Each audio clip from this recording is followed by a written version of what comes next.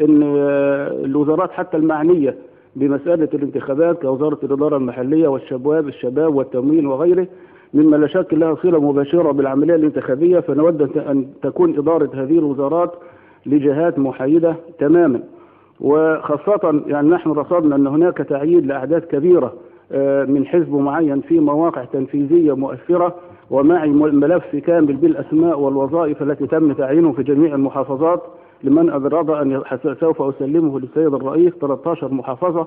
وسوف يأتي تقرير ل10 محافظات أخر بالأسماء وبالأماكن التي تم تعيين فصيل معين. ونحن نعلم كما صرح السيد الرئيس أنه لا يوجد أغلبية الآن في المعارضة، لا يوجد برلمان، فنقول بأي حق أن يتم تعيين أناس من حزب معين دون الآخرين سواء في الوزارات أو وكلاء الوزراء أو مديرين العموم أو الوظائف العامة.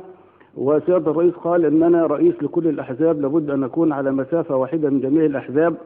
ومن العدل أن يأخذ كل حزب فرصته في التعيين في كل المناصب ولا يكون قاصرا على حزب بعينه. الأمر الثاني أو الثالث